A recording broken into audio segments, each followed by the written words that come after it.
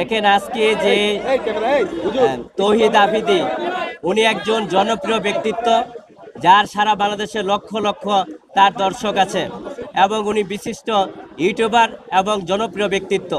আজকে ওনাকে যাত্রাবাড়ি থানার একটা মামলায় গ্রেপ্তার করে 7 দিন রিমান্ড চাওয়া হয়েছে। আমরা বিজ্ঞ আদালতের রিমান্ড বাতিল সহ আমরা জামিন চেয়েছি। আমরা বিজ্ঞ আদালতে বলেছি যে তৌহিদ আফ্রিদি একজন মিডিয়া ব্যক্তিত্ব এবং শারীরিকভাবে সে অসুস্থ, সে লিভার এবং ক্যান্সারে আক্রান্ত হয়েছে। মহামান্য হাইকোর্ট ডিভিশনের আপডেট ডিভিশনে সুস্পষ্ট আছে, যদি কোনো ব্যক্তি অসুস্থ হয়, মহিলা হয়, প্রতিবন্ধী হয় এবং তাহলে তার রিমান্ড দেওয়া যাবে না।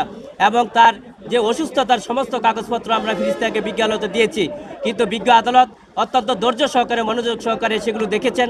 পরবর্তীতে আমরা ওনার জামিন চেয়েছি এই কারণে। RICL TMX, যুগের পর যুগ স্থাপনা থাকে মজবুত।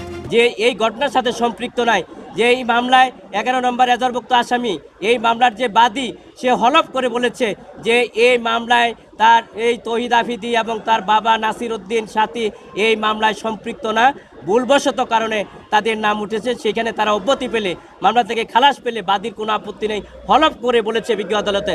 সুতরাং এই হলফ করার বাদী এটা পারে কিনা, মামলা দেওয়ার পরে বাদীর এই আদালতে নিয়ম অনুযায়ী আছে কিনা? দেখেন বাদী যেহেতু মামলায় সে হলফ যে কোনো মুহূর্তে করতে পারে এবং বিজ্ঞ আদালতে সেটা দিতে পারে, তার আইনগত ক্ষমতা আছে এবং সেই জন্যই সে হলফ করে বিজ্ঞ আদালতে স্টেটমেন্ট দিয়েছেন যে আজকে যে মাই টিভির চেয়ারম্যান নাসির উদ্দিন সাথী এবং তার ছেলে তৌহিদ আফ্রিদি এই ঘটনার সাথে সম্পৃক্ত না, কোনো না কোনো কারণে ভুলবশত এই মামলায় তারা সম্পৃক্ত হয়েছেন। তার পরবর্তীতে এই মামলা টিকতেই পারে না, কিন্তু আমরা বিজ্ঞ আদালতে সেই সাবমিশনগুলো বলেছি। আজকে যে আদেশ হয়েছে 7 দিন রিমান্ড চাওয়া ছিল, 5 দিন রিমান্ড চেয়েছেন এবং আজকে জামিন নামঞ্জুর করেছেন, সে আদেশে আমরা সংক্ষুব্ধ হয়েছি। আমরা মনে করেছি সেখানে আইনের শাসন প্রতিষ্ঠিত হয় নাই, আমরা ন্যায় বিচার হতে বঞ্চিত হয়েছি।